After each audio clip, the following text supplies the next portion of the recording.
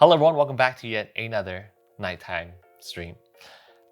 We are here on the floor yet again because right now, actually, you know what? Instead of telling you, let me just show you the chaos around my office right now. The main game I've been working on is War Bonds Battle for Victoria. So I have so many components all over because there are different editions of it. So this is coming to crowdfunding very, very soon. I have this I'm working on.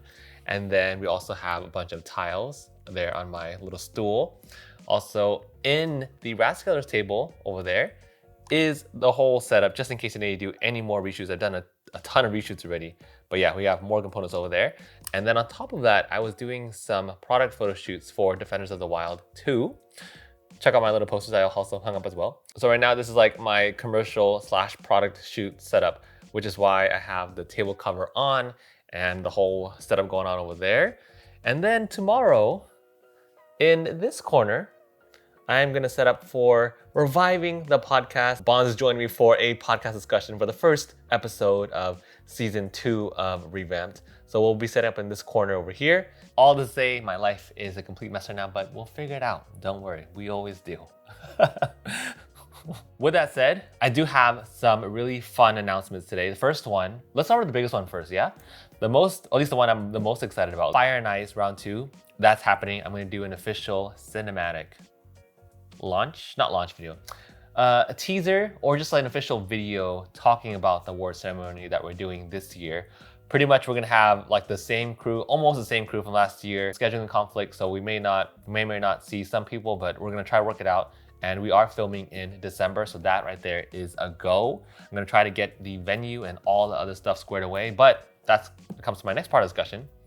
So the last thing we talked about on this channel was what to name crowdfunding previews, and you all gave me some extremely helpful insight. So we pitched into the discussion, just watch that video. Thank you so much because it was very, very helpful. And I think I have a good idea of where to steer the channel going towards crowdfunding previews for that. But our next discussion and what I wanted to ask you all about too is with Fire and Ice. Okay, so we are starting round 2, but I'm always transparent on my channel. You all know this. And last year that started off as a pure concept. To be honest, it was a very hard and difficult concept to pitch because, as you all know, the board game industry is like years and years behind all the other industries because we're just kind of stuck with just this constant quality. And that's what I always want to change. You know, I always want to upgrade the quality of that. And I feel like Board Game Awards has to be upgraded. And if you saw the Fire and Ice award ceremony from last year, which I'll link right here and in the description below in case you haven't seen it yet.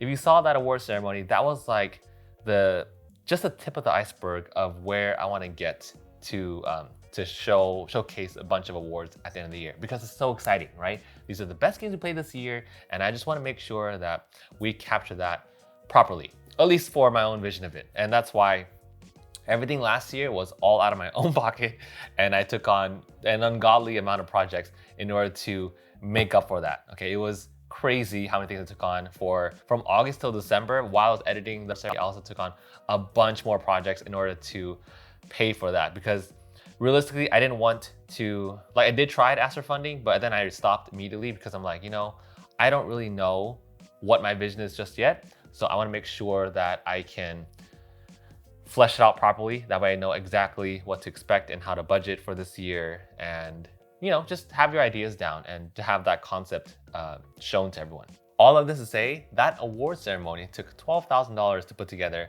and everyone, that's not including travel for everyone that traveled out of state and in state too for like their gas, because some people are driving hours and hours away. Some people are taking multiple flights to get here.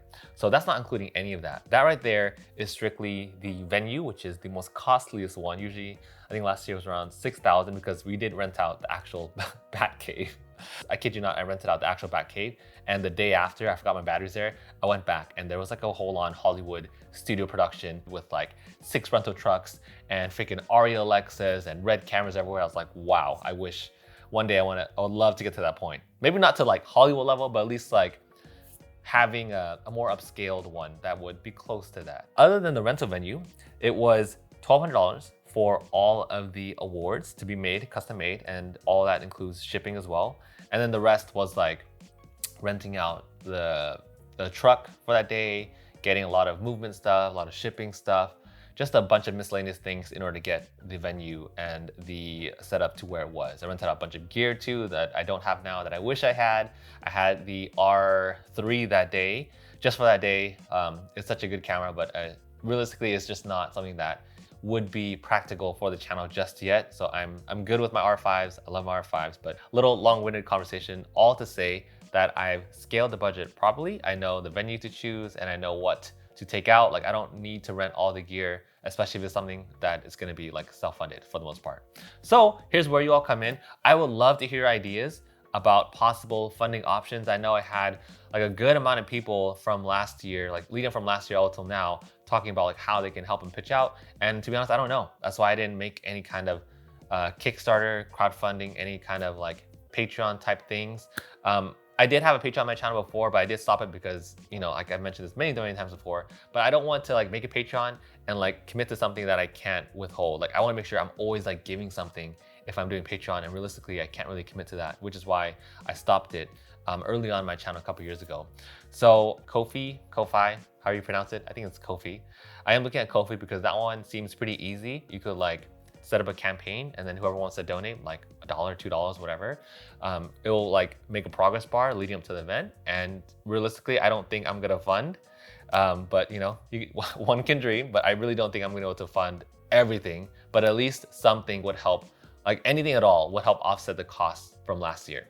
So right now, that's what I'm leaning towards, is setting up like a Ko-fi. I'm also reaching out to a bunch of different publishers. I'll be reaching out more often too, because I do have some ideas about like, I want to film a gameplay video in the very beginning. I think that'd be super fun to ease into it, because last year we did, what did we ease into? We did Ready, Set, Bet. And that was like the perfect game for everyone too, because it was just like everything was so natural and like we had such good chemistry. And I do have a couple other games in mind that I think will also uphold that standard of gameplay. So we'll have that intro again with us playing through a party game.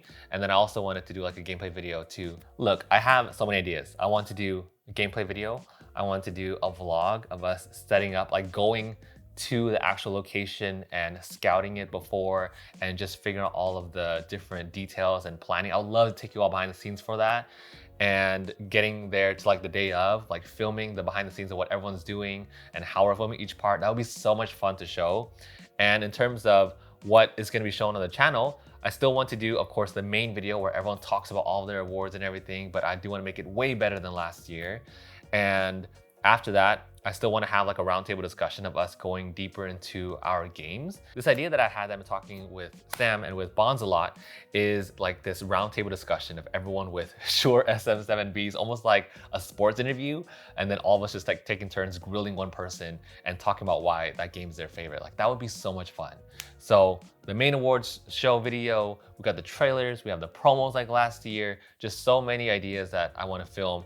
And I feel like we can definitely still do it all in one day. Like I won't edit it in one day, of course. It'll take me like maybe like a month or two, but I feel like we can pack that into one day still, since we all know what we're doing now and everything's like spot on. So that's why I'm very excited for this year. I didn't want to skip out this year because I really want to keep the momentum going for that awards show. And we also have plans for like upgrading the awards a little more. Like I wouldn't mind keeping the same because then it does have a signature look, but we do want to add one, like me and Sam were talking about it, and we do want to add one little spice to the awards that would make it like, this is an upgraded version of it. Not to like put down the awards from before, but of course to just keep things fresh and keep things going. And I feel like the awards, like what it's gonna look like, it's gonna look super, super cool while also maintaining the same look from last year. So bottom line from that very, very long discussion about Fire and Ice, if you have any ideas about some potential funding options, if you're interested in like helping us out and supporting this once a year vision, then please let me know. Share your interest down in the comments below, because I would love to hear your thoughts about it, about how we can fund, how you want to get involved. I do want to stream a lot more often. I've maybe streamed like only once or twice on my channel, but in a couple of things kind of settled down with work and everything, I do want to stream a lot leading up to the event, because it'd be fun. It'd just be fun to talk with you all live and figure out some things to do. Like maybe I'll just teach you all some fun camera tricks. Maybe we'll unbox some games. Maybe we'll do some solo plays of Aquatica and the new Tri module that I've been diving into. So I have a lot of really cool ideas leading up to the event. But you know, the biggest barrier to all these creative ideas is always gonna be funding. So leading up to that, I think it's gonna be super fun. Okay, now with all that said, let's dive into opening some boxes, some mail that came in today. Sometimes they get like delivered from totally different companies and I'm like, what is this? Like, I've never heard of this company. Oh, this one I purchased myself. So I saw this go up on the Stonemaier website, and that is the Scythe hardcover rulebook, which looks freaking amazing. I saw Stonemaier have a sale on this and I really wanted this because one rulebook, so much better than having like 7 different booklets for every single expansion module. Fenrir, the airships and all that. I hate having so many different booklets. So this is such a beautiful compiled rulebook for all that. And it's hardcover too. But look at this, this is awesome. Should we open this now? Why not? Let's open this, no, let's open this now. Oh, and it still maintained the linen texture too for that rulebook as well. I love Stonemaier's rulebooks. I think the quality of their rulebooks is just like freaking amazing. They are legendary when it comes to rulebooks. Like, I feel like they playtest their games so much that I rarely ever have to go to forums to look for rule clarifications, and on top of that, the quality of like the rulebook itself in terms of, aside from the actual teaching of the game, but like the paper, the linen paper, and the examples that they show all the time, always just top notch. So that's why I had zero hesitation to get the Scythe all-in-one rulebook. And then I also got something. Okay, so I'm actually working on a top 5 most, this game would be in like my top 5 most underrated board games, and that is Red Rising. So Stonemaier also had a sale for the Unrising, wow, underrated and Red Rising playmat. I love this game. Seriously, this game is so underhyped. It's crazy. Like, I really, really love this game. This game doesn't get played as often for me as Aquatica, but it definitely gets played a lot more because it's just so easy to table, and I just love the drafting and the set collection of this game. It's just so fun. I love Red Rising. For me, this is one of Stonemeier's best games. Red Rising, so good. Okay, moving on to the next package. Next one is from Genius Games. This was sent over to me for review. It's a deck building game where you are, I think, literally building like your airplanes and stuff. I've just been very interested in Genius Games overall. I think I should be reviewing Cellulose when that comes in too. So this is like their newest title, and I can't wait to dive into this one plus Cellulose very, very soon. Genius Games, thanks for sending this over. And we have 2 more packages. This next one is from a video that I just did from Ivy Studio. We got here, as you can guess, what we got here. You saw my latest video from Mythic Mischief Volume 2. We have Volume 1. Because I never played any of the original content, so that's why I was super interested to dive into this one, especially now that it's a great 2-player game that I can't wait to play. Like, Jackie really loves it too. And they also sent me all of the expansions as well, the ghosts, the witches, and the trolls. Some of you were mentioning how the wizards were really fun to play with. Like, who else is in the original factions? We have the wizards, vampires, Frankenstein's monsters, or zombies. You know what? The one faction I don't hear much talk about in the first one is actually Frankenstein's zombies. Oh, Frankenstein's monsters. I hear everyone else, zombies, wizards, vampires, ghost witches, but I never hear anyone talk about Frankenstein's zombies. That's interesting. I hope they're not equivalent to the gargoyles in Volume 2 because the gargoyles weren't as fun, but I can't wait to dive into all of these extremely fun factions. And on top of that, Ivy Studio also sent us, when I say us, I mean me and Bonds, because I'll send Bonds a copy of all the same stuff too. So Ivy Studio, thank you so much for sending this over to me and Bonds. We are very, very excited. This would be a fun game to play against Bonds with, by the way, because she'd be so good. She's very good at like Euro strategic games. That's like her favorite thing. And even though this is definitely an abstract game, but still along the lines of the same thinky process. I feel like I would get wrecked by Bonds, but it'd be really fun to play with her on this one. We got some fun games to review coming up. I have been cranking out these reviews back to back, like 3 reviews, all in like 1 month. Come on, people. That's I feel like it's pretty good for the channel. Going from no reviews in like 3 months to 3 in 1 month. That's fun. My pile over there is slowly dwindling down. This is all the reviews. Most of this is like reviews that I have to get through, and that one's going down dramatically. We didn't end up getting Queen by Midnight played at all over the weekend, which is unfortunate, but we did get him playing a bunch of other games though. So when you see the monthly wrap up coming up soon, along with the other reviews that are gonna pump out, oh my God, we got so many games played this weekend and it was really fun. Okay, I have one last package to share with you all. So I actually won my first ever giveaway, ever, like in my entire life. I've never won a single giveaway until this. And this was when Threads which is a new Instagram social media app. I know, tell me about it. We have so many apps to keep up with. But Threads came out and I was excited for it, just like many other people. So I signed up for it and made an account. And you can follow me there. It's at Tim Chuan if you want to check it out. But I was following Rode, and Rode, I use a ton of their microphones on a daily basis, especially like the vlogging mic, which is the shotgun mic that sits on top of my camera. And I happened to win their giveaway. Actually, I forgot to tell you, there's a little story behind this because Rode posted, we're giving away 3 prize packs, including the microphone and a pair of NTH headphones, which I actually totally forgot that they announced what the awards were gonna be. And it says to enter using only emojis. Mark, if you're watching this, you're gonna love this. Tell us what project you would love to shoot with the prizes if you win, right?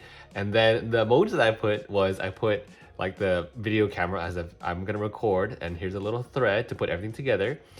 And I would want to record. My idea was I would love to record, and I put the 3 units from Dwellings, wizards shooting like elemental stuff, and then it goes into the next part of the thread, which is building up. It goes from a thread to a spool. Next one is a dragon, and then, you know, dragons putting out fire.